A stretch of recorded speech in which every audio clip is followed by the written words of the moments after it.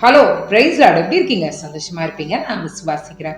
இந்த நாளில இயேசு கிறிஸ்து எதற்காக இந்த உலகத்திற்கு வந்தார், அந்த தலைப்பின் அடிப்படையில காரியங்களை பார்த்து கொண்டிருக்கிறோம். இதற்கு ஆதாரமா ஒரு வசனத்தை நம்ம பார்க்கலாம். மார்க் 10ஆம் அதிகாரத்தின் 45ஆம் வசனம். என்னடா நேற்று தானே இதை பத்தி பேசுறாங்கன்னு நினைக்கிறீங்களா? இதுல புதைந்திருக்கிற அர்த்தங்கள் அநேகம். இந்த வார்த்தையை நம்ம திரும்ப வாசிக்கலாம். அப்படியே மனுஷகுமாரனும் ஊழியம் கொள்ளும்படி வராமல் ஊழியம் செய்யவும் அநேகரை மீட்கும் பொருளாக தம்முடைய ஜீவனை கொடுக்கவும் வந்தார் என்றார். அப்பனா என்ன? இயேசுவானவர் எதற்காக இந்த உலகத்துல வந்தார்னா, தன்னுடைய ஜீவனை கொடுக்கிறதற்காக அவர் வந்தார். இந்த ஜீவனை ஏங்க கொடுக்கணும்?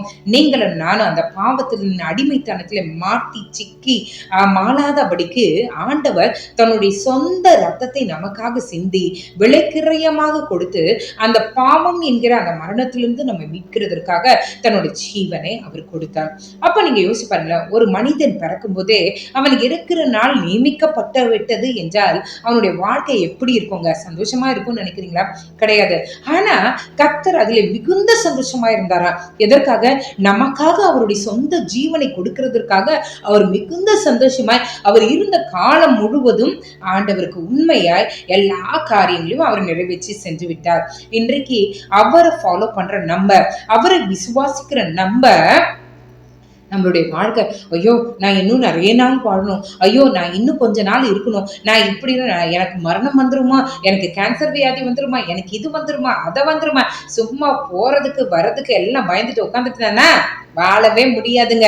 இயேசு கிறிஸ்துவை பாருங்க, அவர் மரணிக்க போகிறார் என்பது தெரிந்தே இந்த உலகத்திற்கு அவர் வந்தார். வந்து அவர் முகத்தை காட்டலங்க, அவர் எந்த விதத்துல சோர்ந்து போகலங்க, அவர் கடைசி வரைக்கும் சந்தோஷத்தோடு நமக்காக அவருடைய என்ன சொல்றீங்க, அவருடைய கடைசி சொட்டு ரத்தம் வரைக்கும் நமக்காக இன்பமாய் கொடுத்து தன்னுடைய ஜீவனை கொடுத்து நம்மை அவர் மீட்டார். இன்னைக்கு ஆண்டவர் நம்மளை பார்த்து சொல்றாரு, அவருக்கா நீங்க இந்த சாட்சியான ஒரு வாழ்க்கையை நீங்க வாழ முடியுமா? ஏன் கர்த்தர் வந்தார்ன்றதே தெரியாம நம்ம வாழ்ந்துட்டு இருந்தோம்னா அதுல அர்த்தமே இல்லைங்க. உங்களையே என்னையும் மீட்கிறதற்காக அவர் ஜீவனை கொடுக்க வந்தார் என்பதை நீங்கள் அறிந்து கொள்ளுங்கள். இன்றைக்கு அந்த நல்ல ஆண்டவரை பிடிச்சுக்கோங்க. அப்பா, என்னையும் ஒரு மனுஷியா, என்னையும் ஒரு மனுஷனா நீங்க நினைச்சு ஆண்டவரே, பரலோகத்துல இருந்து நீங்க எங்களுக்காக இந்த உலகத்துக்கு வந்து உங்க ஜீவனை கொடுத்தீங்களே ஆண்டவரே, உங்களுக்கு நன்றி என்று நீங்க சொல்லுங்க. இந்த கிறிஸ்துமஸ் காலம் அவர் எனக்காக ஜீவனை கொடுக்க தாங்க இந்த உலகத்துக்கு வந்தார். வேற யாருக்காகவும் இல்ல, உங்களுக்காக எனக்காக ஜீவனை கொடுக்க அவர் வந்தார். அவருடைய வருகையின், அதாவது அவருடைய பிறந்ததன் மகத்துவத்தை அறிந்தால்தான் இது உண்மையான கிறிஸ்துமஸ். இன்றைக்கு அந்த ஜீவனை கொடுத்த ஆண்டவரை உறுதியாய் பிடித்துக் கொள்வோம். கர்த்தருடைய நாமத்தை மேன்மைப்படுத்துவோம். ஜெபிக்கலாமா? எங்களை நேசிக்கிற நல்ல பரமபிதாவே, அப்பா, நீங்க எங்களுக்காக இறக்குறதுக்காகவே இந்த உலகத்துல நீங்க பிறந்திருக்கீங்கப்பா. இதே நாங்களா இருந்த கத்தி கூச்சல் போட்டிருப்போம், இருக்கிறது எல்லாத்தையும் தொலைத்திருப்போம். ஆனா நீங்க கடைசி சொட்டு ரத்தம் வரைக்கும் எங்களுக்காக சந்தோஷமாய் ஆண்டவரே, நாங்கள் மீட்கப்பட வேண்டும் என்பதற்காக ஆண்டவரே, நீர் ஆண்டவரே உங்க ஜீவனை கொடுக்கறதுக்காக இந்த உலகத்துக்கு நீங்க வந்தீங்களே. உங்களை போல ஒரு அன்பான தேவனை எங்க லைஃப்ல பார்க்கவே முடியாது ஆண்டவரே. அப்பா, அந்த கிறிஸ்துவின் அன்பு எங்களுடைய இருதயத்துல ஊற்றப்படட்டும் ஆண்டவரே. நீங்க எனக்காக வந்தீங்க இந்த உலகத்துக்கு, வேற யாருக்காகவும் வரலப்பா, எனக்காக வந்தீங்க, எனக்காக மறிக்கிறதுக்காகவே வந்தீங்கன்றதை இன்றைக்கு நான் அறிந்து கொண்டேன். உமக்கு நன்றி ஆண்டவரே.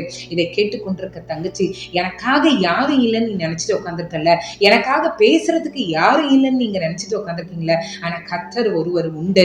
அவர் சொல்றாரு, உங்களுக்காகவே தான் இந்த உலகத்துக்கு வந்தார், உங்களுக்கு ஜீவனை கொடுக்கவே தான் அவர் வந்தார். அந்த நல்ல நேசரை பிடித்துக் கொள்ளுங்கள். நம்முடைய வாழ்க்கையில எவைகள் இல்லையோ அதை இருக்கிறதை கர்த்தர் மாற்றி கொடுப்பார். ஆண்டவரே, நீங்க அப்படியே பண்ண போறீங்களே, அதுக்காக உமக்கு நன்றி. நீர் கொடுத்த ஆண்டவரே, நீர் வந்த இந்த உலகத்துக்கு வந்ததுக்காக உமக்கு நன்றி. நீர் கொடுத்த ஜீவனுக்காய் உமக்கு நன்றி. நீர் எங்களை மீட்டதற்காய் நன்றி ஆண்டவரே.